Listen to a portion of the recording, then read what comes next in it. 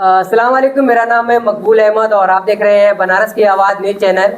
आज हमारे साथ बात करने के लिए हमारे खास स्टूडियो में इंडियन यूथ फाउंडेशन के राष्ट्रीय अध्यक्ष अल्ताफ़ुर रहमान साहब हैं और हमारे साथ साजिद अंसारी, जो बराबर अपनी बातों को रखते रहते हैं और सामाजिक मुद्दों पर हमेशा बोलते रहते हैं। सबसे पहले बनारस के अंदर जो प्लान हो रहा है उसको लेकर किस तरह सोचते हैं कि बराबर जो है बुनकर का जो प्लान हो रहा है, क्या कहना चाहेंगे राष्ट्रीय अध्यक्ष महोदय? बुनकर पलायन इसलिए कर रहे हैं, उनका काम धंधा एकदम बंद चल रहा है। जो भी बिल का जो मुद्दा था उसको भी बहाल अभी तक नहीं किया गया है। जब तक वो लोग बहाल नहीं करेंगे, जो पहले जैसे कारोबार नहीं चलेगा, जब तक लूम अच्छे से नहीं चलेगी, वो लोग पलायन नहीं रुकेंगे यहाँ पे। और पलायन रोकने का एक ही तरीका है, जो 50 लूम लगाए हैं उनको कम करें और जो कारीगर है उनको लूम बढ़ाकर दिया जाए। जो अपने अपने घर में मतलब पावर लूम चलाते हैं, तो ऐसे लोगों को काम दिया है, कहने का मतलब ये है। उन लोगों के पास काम भी है, लेकिन वो लोग ऐसा काम चल रहा है कि दिया बोलिए। कहने का मतलब ये है कि जिससे उन लोगों को काम नहीं दिया जा रहा है, इस वजह से ही प्लान हो रहा है। पलायन इसलिए हो रहा है, जो मार्केटिंग नहीं हो पा रही है, कपड़ा लत्ता नहीं बिक रहा है, तो कहाँ से वो बुनकर काम चलेगा। बुनकर इसलिए पलायन कर रहे हैं, जब यहाँ काम ही नहीं है तो इसलिए बेंगलोर जाते हैं, सूरत जाते हैं। और जो लोग बुनकर के बिरादराना तंजीम है वो लोग भी इस पर ध्यान नहीं दी। उन लोगों को ध्यान देना चाहिए, जो लोग पलायन कर रहे हैं उनको रोकना चाहिए। उन लोग को पॉलिसी बनाना चाहिए, पॉलिसी बनाना चाहिए, नियम बनाना चाहिए उनके लिए। ऐसे में जो फ्लैट रेट की व्यवस्था का जो मामला चल रहा है, तो क्या लगता है कितना रेट होना चाहिए जो बुनकर दे सके? फ्लैट रेट का मामला ये है कि जो सरकार ने तय किया था उस पर थोड़ा सा कुछ देख कर देना चाहिए कि गरीब बुनकर को परेशानी ना हो, लूम चलता रहे बराबर और काम धंधा होता रहे। पलायन इसीलिए रुकेगा। इस तरह से रेट की बात की जा रही है, कुछ लोग कह रहे हैं कि जो 1700 रुपया वो ज़्यादा पड़ रहा है, उसको आधा करना चाहिए। क्या किस तरह से सोचते हैं? हम तो इसी तरह सोचते, काम चलेगा तो 1700 रुपये भी महंगा नहीं पड़ेगा आपको। अगर काम ही नहीं चलेगा तो 1700 तो महंगा ही पड़ेगा ही। वो उसको आधा कराइए या 200 करा लीजिए, आपको काम चलेगा तभी आपको कुछ फायदा मिल पाएगा। बनारस में कई संगठन बुनकर पर काम कर रहे हैं और आपके भी संगठन काम कर रहे हैं, तो क्या कहना चाहेंगे कि इंडियन यूथ फाउंडेशन कितने सालों से काम कर रहा है बुनकर पर? इंडियन यूथ फाउंडेशन पिछले 3 सालों से बुनकर में लगा था।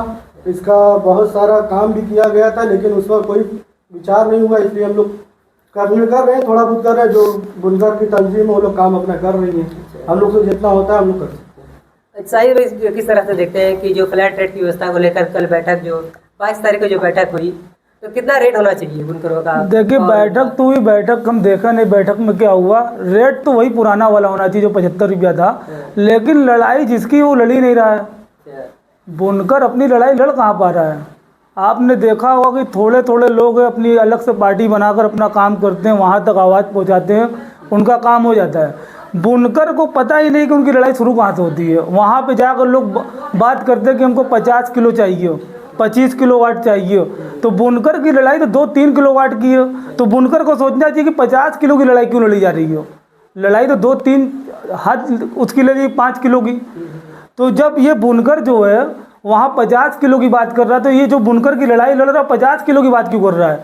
हम तो कहते हैं अगर योगी जी के साथ सामने बैठकर कोई जो समस्या को सही से पेश करेगा तो मामला हल हो जाएगा। आप जाइए उनसे कहिए कि भैया हमको 4 किलोवाट बुनकर को चाहिए। आमतौर पर 50 किलोवाट का काम ना बुनकर को हो, ना कभी था ना कभी रहेगा।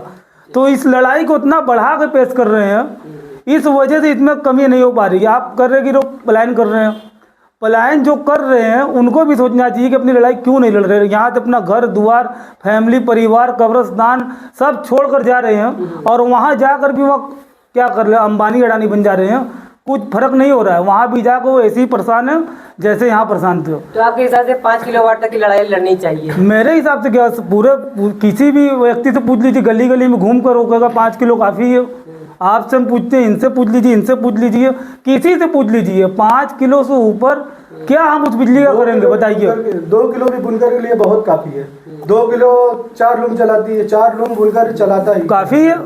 अब हम 50 किलो लेकर क्या करेंगे? तो अगर हमारी बात वहाँ तक पहुँचती है तो जो योगी जी से हम निवेदन करते हैं कि 5 किलोवाट बुनकरों के लिए पास कर दें, और वही पुराने महीने में क्यों कर रहे?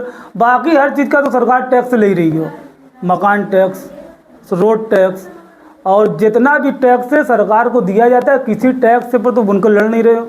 बुनकर लड़ रहे तो सिर्फ बिजली पर लड़ रहे, इसलिए लड़ रहे कि उनके बिना उनका वो काम अधूरा है, बिजली के बिना। सरकार अगर हमारी बात सुन रही तो उस पर ध्यान दे, गौर करे और इस मुद्दे को हल करके इतना कम कर दे कि बुनकर खुश हो जाए। लेकिन इसमें जो मांग कर रहे हैं कहीं ना कहीं 20 किलो या उससे ज़्यादा मांग रहे हैं, तो ऐसे कैसे वो 5 किलोवाट कौन मांगेगा? 5 किलो का प्रस्ताव कौन रखेगा आपकी तरफ से? अब वही कौन बुनकर? वही तो हम कह रहे हैं कि जिसकी लड़ाई वो लड़ ही नहीं रहा है। तो कौन से बुनकर की बात आप कर रहे हैं? कौन से कैटेगरी में वो लोग आते हैं? देखिए हम क्या करें, जिसकी लड़ाई वो लड़ ही नहीं रहा है और जो लड़ रहा है वो 50 किलो की बात कर रहा है। तो भाई अब क्या लड़ाई, हमको तो समझ में नहीं आ रहा मामला क्या है। लड़ाई अगर लड़ी जा रही तो जो सही है उस हिसाब से लड़ी जाए। ऐसे में क्या कहना चाहेंगे अफजाल भैया आप? देखिए बुनकर तो पहली बात तो जो लोग रेपियर लगाए रहते हैं, सब रेपियर, आप गरीब बुनकर के पास तो 2 3 4 मशीन है। अगर वो वहाँ तक जाए तो शायद योगी जी कोई फरियाद सुनेगी। अब पहले से जिसके पास 4 10 रेपियर है, 50 किलोवाट उनको चाहिए, तो फिर वो कहाँ से बुनकर बुनकर होने का कोई जरिया दिखाइए ना। अब हम 50 किलोवाट लेके करेंगे, हमारे पास 4 मशीन है तो हमको ज़्यादा से ज़्यादा 2 किलोवाट चाहिए। लेकिन हमारा जब काम धंधा नहीं होगा तो हम 1720 रुपया कहाँ से जमा करेंगे? ज़्यादा से ज़्यादा 200-250 रुपया देखिए बुनकर के लिए बहुत है, उससे ज़्यादा अगर है तो फिर बुनकर नहीं संभाल पाएंगे, फिर बुनकर को अपना शहर छोड़ के घर जाना पड़ेगा। तो कहीं ना कहीं बुनकर की जो लड़ाई है वो रेपियर वाले लड़ रहे हैं, छोटे बुनकर की। नहीं, हाँ लड़ाई तो वो लड़ रहे हैं और लड़ाई लड़ना अच्छी बात है, मगर लड़ाई की दिशा गलत तरफ ले जा रहे हैं। इतना ज़्यादा वो मांग रहे हैं कि सरकार भी कंफ्यूज होगी कि 50-50 किलोवाट इनको देंगे, ये खवाएंगे कहाँ। तो एक लिमिट बना दे सरकार। ये सरकार तो लिमिट वाली सरकार भी है, आपने देखा होगा कि हर चीज़ लिमिट से करती है। तो बुनकर का मामला लिमिट से तय कर दो। बुनकर बहुत खुश इस सरकार से है। अगर बिजली का मामला तय कर दिए सरकार तो बुनकर और खुश हो जाएंगे, अपनी ज़िंदगी में दोबारा खुश हो जाएंगे। तो मामला ये कि सरकार इस पर ध्यान दो। तो प्रदेश में ये प्रदेश लेवल की मांग है कि जो किलोवाट बढ़ रहा है 5 किलो के ऊपर जो मांग, वो तो पूरे प्रदेश लेवल की मांग है, सिर्फ बनारस की मांग नहीं है। पूरे प्रदेश के लिए इसको लागू किया जाएगा। इसको लागू करे और जो है कि जो 1700 से उसको घटाकर पिछले दर पे ले आए। जो पिछला दर था 75 रुपया पर पावर लूम था ना, उसी पर ले आए।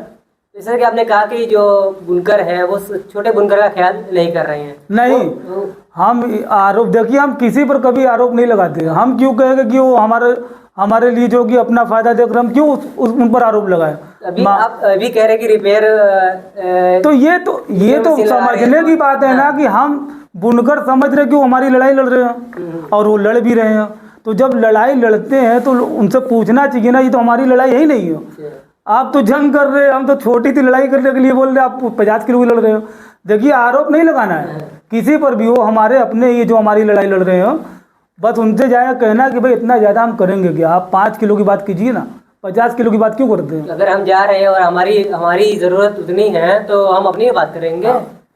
अरे मेरे हम ही बुनकर है ना। नहीं, ठीक है, तो सरकार हर जगह पे कैटेगरी रखती है ना कि भाई ये 5 किलोवाट करने वाला गरीब बुनकर, 50 किलोवाट इस्तेमाल करने वाला अमीर बुनकर, उस पर लेना अपना जो उसका सिस्टम उसका अलग से। लड़ाई कौन लड़ रहा है? लड़ाई तो वही लड़ेंगे, क्योंकि देखिए लड़ाई हमेशा वही लड़ता है जो लड़ने के लायक होता है। आरोप लगाना लोगों का काम है कि वो गलत लड़ाई लड़ रहे हैं। अगर वो गलत लड़ रहे तो आप जाकर सही कर दीजिए। आप नहीं लड़ोगे तो आपकी लड़ाई कोई लड़ेगा, वो अपने तरीके से लड़ेगा। तो गरीब बुनकर की लड़ाई कौन लड़ेगा? खुद लड़े ना, अपने पड़ोसी के से लड़ने के लिए उनके पास ताकत है। जमीन के हिस्सा बंटवारा में उनके लिए ताकत है लड़ने के लिए। तो बिजली के बिल में उनके पास ताकत, एनर्जी कहाँ खत्म हो जाती है? जाकर लड़ना नहीं चाहिए। अभी मोहल्ले में कुछ हो जाए तो कहते हैं कि हम तुमसे कमज़ोर हो गया। तो बुनकर का मामला, बुनकर खुद देखिए, लड़ाई जिसकी है जब वो आगे नहीं आएगा, लड़ाई का रिजल्ट नहीं, पीछे रहोगे वो अपने ढंग से लड़ेंगे। क्या कहना चाहेंगे इसको लेकर? क्या 50 किलोवाट तक की सब्सिडी मिलना चाहिए, 5 किलोवाट तक की बुनकर को मिलना चाहिए? मैं तो ये कहता हूँ कि 50 किलोवाट उन लोगों को दिया जाए जहाँ 50 लूम 100 लूम वहाँ बिक जाए। जिनके घर 2 लूम है 3 लूम है, वो 50 किलो का लेकर करेंगे क्या? उनको तो बस 2 किलो 5 किलो से ही मतलब है। तो ज़मीनी बुनकर जो है तो अपना 2-4 लूम चला कर पालन पोषण करते हैं, उनको जो भी रेट है उनको दिया जाए। ऐसे में जो गरीब बुनकर जो 5 किलोवाट तक की डिमांड करता है, क्या इनके पास कोई संगठन नहीं है? क्या इनका संगठन वहाँ तक पहुँच नहीं पा रहा है? संगठन है ना, आप है ना, आप जैसे बहुत सारे हैं। अच्छा। संगठन का मतलब तो संगठन तो यहाँ मोहल्ले मोहल्ले में, हमको तो खुद नहीं समझ में आता कि बुनकर का है कौन। एक ऊंचे लेवल पर एक संगठन बने तो कुछ पता भी लगे। हर मोहल्ले का अलग अलग है, किसी मोहल्ले में कोई है, किसी मोहल्ले में कोई, मतलब राष्ट्रीय लेवल पर या प्रदेश लेवल पर इनका कोई कुछ नहीं दिखता है। जैसे हर पार्टी का एक नेता होता है, राजभर का और भूमिहार का, हर अन्य जाति का एक नेता होता है। बुनकर का कोई नेता भी नहीं है। अगर कोई बनना भी चाहता है तो लोग कह देते हैं कि ये बी टीम है। अच्छा, कोई बनना भी चाहता है हाँ, तो अगर कोई आगे आएगा उनकी लड़ाई के लिए तो कहे अरे यार इन लोगों को तो कुछ होगा क्या, इनके पहले फलाने आए थे नहीं हुआ, ये क्या कर लेंगे। अच्छा, आखिरी सवाल है, पलायन को रोकने के लिए क्या होना चाहिए? प्लान के रोकने के लिए देखिए, जो प्लान कर रहा है वही रोक सकता है। और अभी तक हमको देखिए, हर महंगाई और बिजली हर मुद्दा अपनी जगह है, लेकिन प्लान जो मुद्दा है वो अवैध मुद्दा है।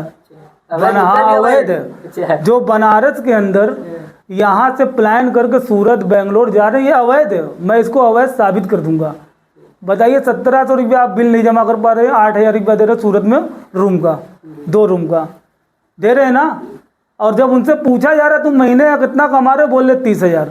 30,000 कमा के 10,000 रुपया रूम का दे रहे हैं, 20,000 का खाना खा रहे हो, तो लॉस तो हो गया। 36 आएंगे, 36 जाएंगे, वो वाला मामला हो गया, तुम लड़ुए मरोगे। अभी हमारे राष्ट्रीय अध्यक्ष महोदय ने कहा कि यहाँ पे काम नहीं इसलिए लोग जा रहे हैं, नहीं कि बिजली का भार नहीं काम नहीं है। देखिए, काम है, उस लेवल का काम नहीं जो 2010 में था, 2008 में था, 2006 में था। काम तो है, काम आपको इस टाइम उतना ही मिल रहा है कि आप आराम से अपनी ज़िंदगी काटिए। आप कमा कर दुलईपुर में, पड़ाव पे, मिल्कीपुर में 1 बिस्सा ज़मीन लेने की विचारधारा बंद कर दीजिए। आप काम करके खाइए, अपने बच्चों को पढ़ाइए, ज़मीन नहीं ले सकते हो। और जिसको जमीन लेना हो क्या करेगा तब? फिर वही प्लान करेंगे ना, कर रहे ना, वो सब आएंगे तो सब पूरा पड़ाव खरीद लेंगे।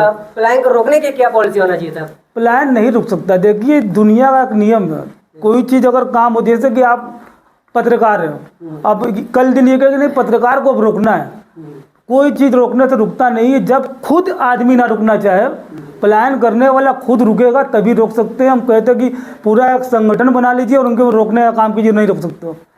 जब खुद इंसान रुकेगा तभी रुकेगा मामला। क्या कहना चाहेंगे? आखिरी सवाल है कि प्लान कैसे रुकेगा, क्या प्लानिंग होना चाहिए उसके लिए? प्लान रोकने के लिए एक ही काम होता है, जो भी सरदार लोग हैं उन लोग को मिलना जुलना चाहिए, एक दूसरे से मेल मोहब्बत रखना चाहिए, तभी ये प्लान जो भी बाहर जाते हैं उन लोग से बात करना चाहिए कि प्लान क्यों कर रहे हैं वो लोग, तभी ना सबको पता चलेगा प्लान कर क्यों रहे हैं ये लोग।